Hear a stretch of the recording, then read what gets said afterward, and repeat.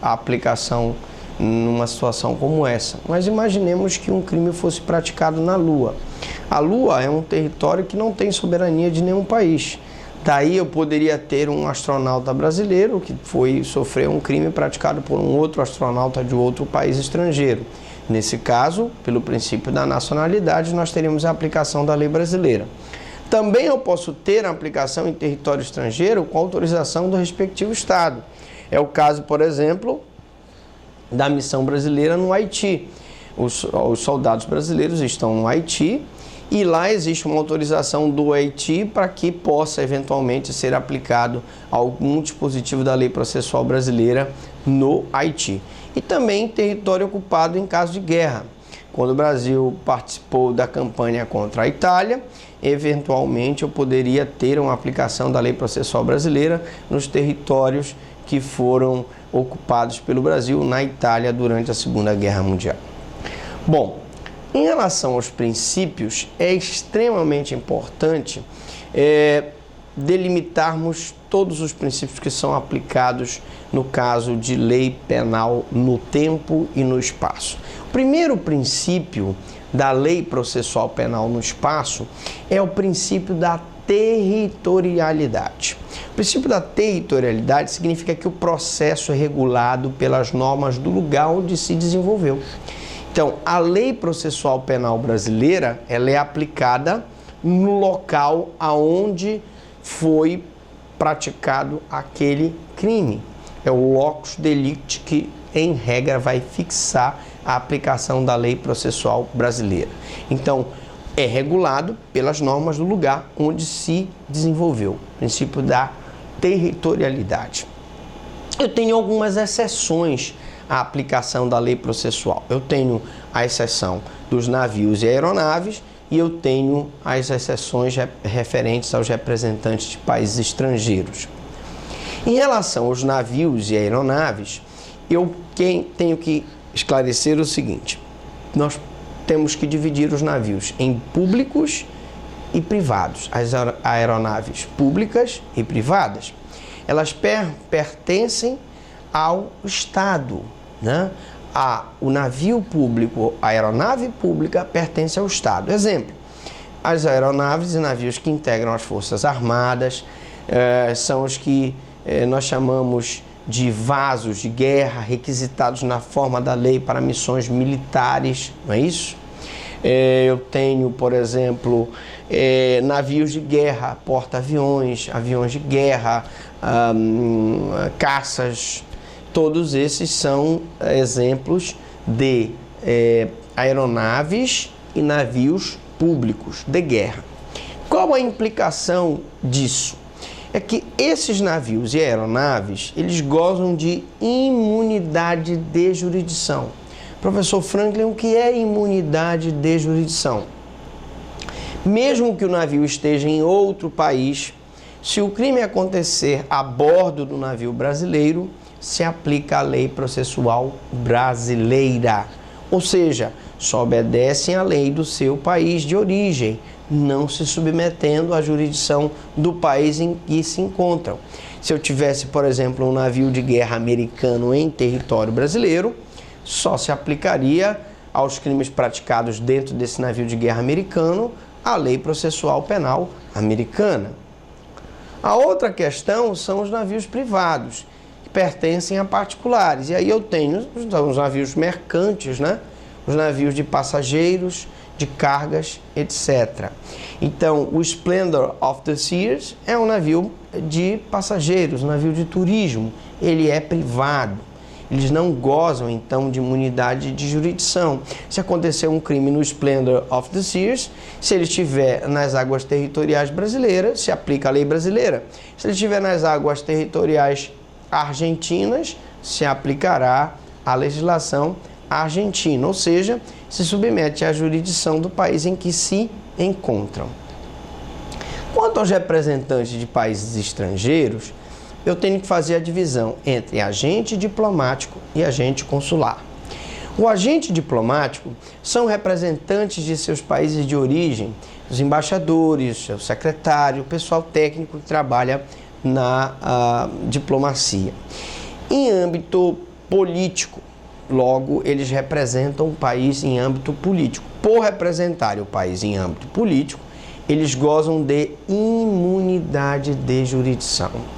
Gozam de imunidade de jurisdição. Imunidade de jurisdição é justamente uma forma de dar àqueles agentes diplomáticos maior independência, maior segurança no exercício da função. Ou seja, eles só obedecem à lei do país de origem, não submetendo à jurisdição do país em que se encontram.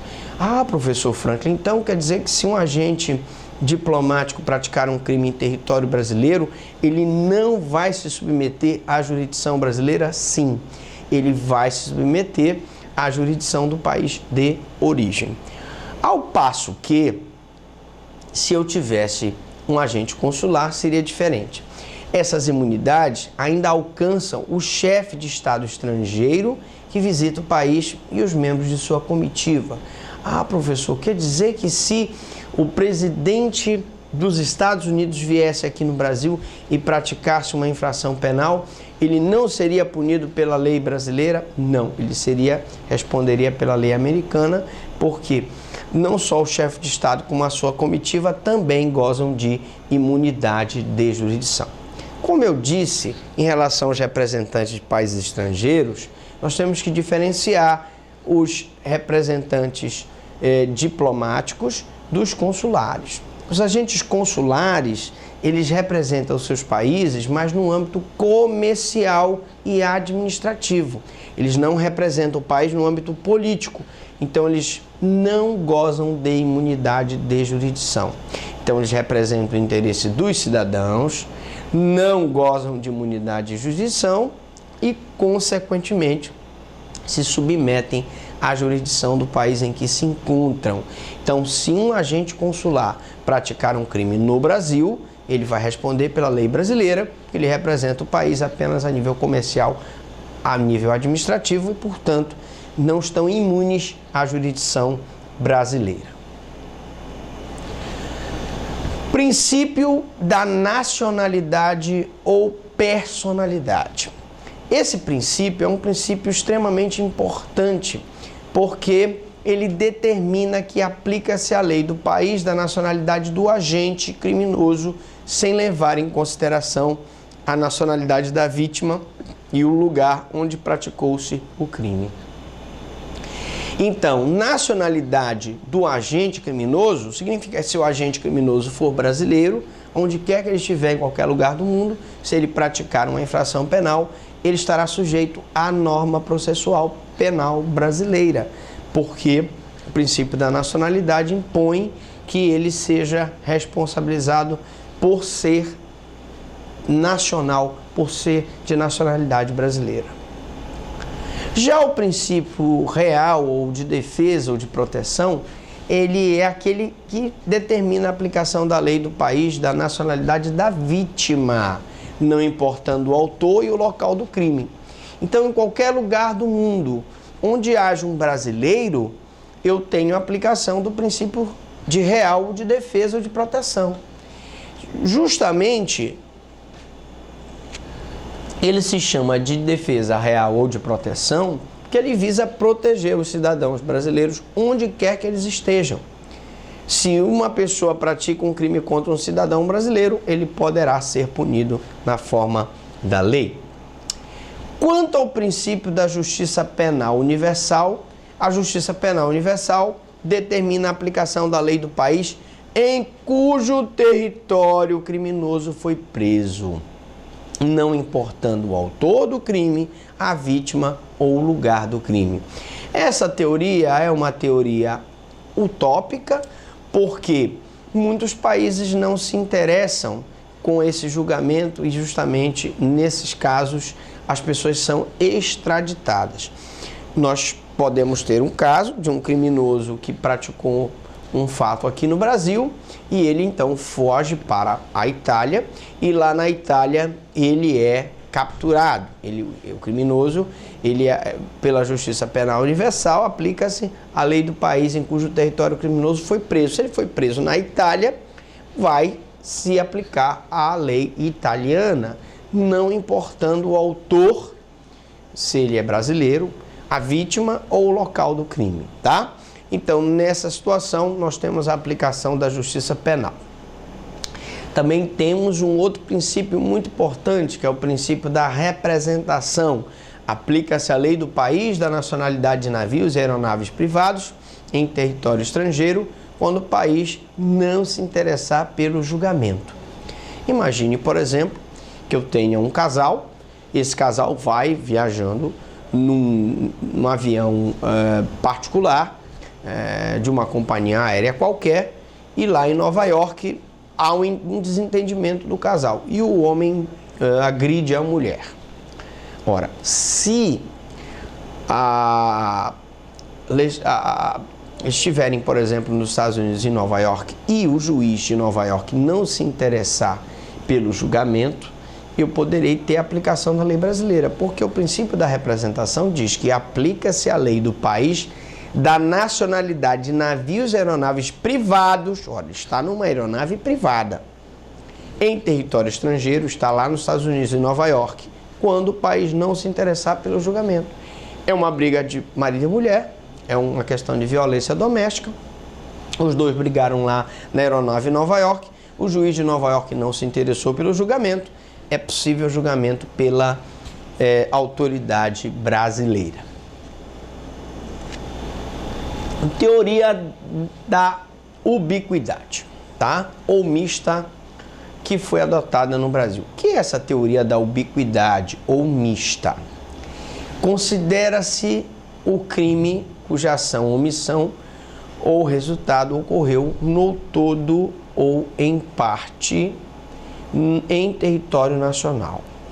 Veja bem, pela teoria da ubiquidade ou teoria mista, adota-se a legislação processual penal brasileira se o crime ocorreu no todo ou em parte em território brasileiro.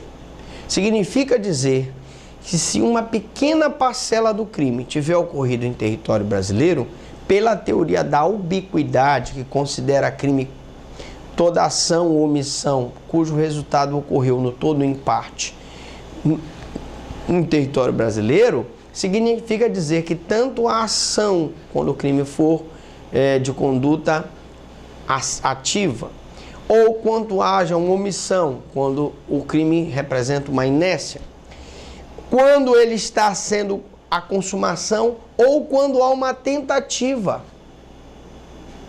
A tentativa ocorreu no território nacional, portanto, vai se aplicar a legislação brasileira. Também aplica-se a lei processual brasileira aos crimes praticados fora do território nacional e estejam sujeitos à lei penal nacional, tá?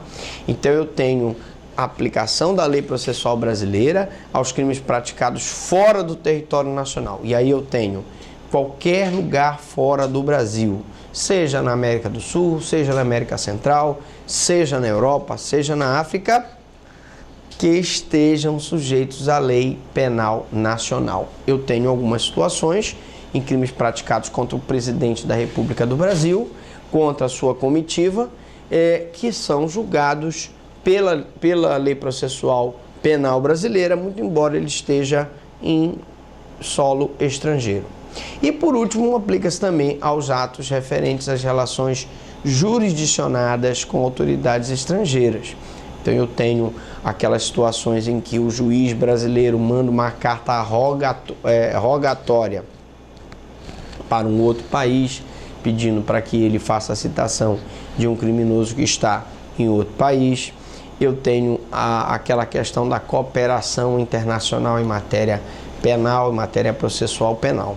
E aí eu tenho a relação entre as autoridades. Por exemplo, aqui na nossa aula eu tenho o cumprimento de rogatória, que é o ato pelo qual o juiz brasileiro encaminha um mandado de citação ou um mandado de intimação para o juiz estrangeiro. A homologação de sentença estrangeira, que está prevista no artigo 105, inciso na letra I da Constituição Federal, e também eu tenho aqueles procedimentos de extradição, em que tanto o Brasil pode pedir para que um criminoso brasileiro seja extraditado, como o Brasil pode extraditar um criminoso cujo interesse seja de outro país. Bom, em linhas gerais, nós estamos falando aqui da Lei Processual Penal em relação ao espaço. Agora nós vamos falar da Lei Processual Penal em relação às pessoas. Também muito importante, porque nós vamos ver que em algumas situações a lei processual não se aplica ou pode se aplicar às pessoas. Em princípio, as regras de processo penal aplicam-se a qualquer pessoa na hipótese de apuração de infração penal a que se aplique a lei penal brasileira. Então, se uma pessoa praticou um crime no território nacional, em regra vai se aplicar a lei processual penal brasileira. E aos atos processuais a serem praticados no Brasil, embora decorrente de processos sobre infração penal submetida a leis estrangeiras. Atos processuais praticados no Brasil são citação, interrogatório, oitiva de testemunhas, realização de perícia, embora decorrente de processos sobre infração penal submetida a leis estrangeiras. Eu posso ter uma infração penal que está submetida a uma lei estrangeira porque foi praticada por um chefe de Estado estrangeiro no Brasil ou sua comitiva, ou uma situação de um agente diplomático que praticou um crime no Brasil, mas que aqueles atos processuais serão praticados no Brasil. O juiz estrangeiro manda o mandado para que aquela parte instrutória seja praticada aqui no Brasil. Aí eu tenho as exceções em relação à aplicação da lei processual penal em relação às pessoas. Essas exceções são aquelas regrinhas em que a lei não será aplicada. Vamos lá. Exceções. Exclui-se da aplicação do processo penal o presidente da República e os ministros de Estado nos crimes conexos com os do presidente. Se o ministro de Estado praticar um crime conexo em comum acordo com o presidente da República, ele vai como ele tem foro privilegiado, o processo de julgamento será feito perante o Supremo Tribunal Federal em crimes comuns.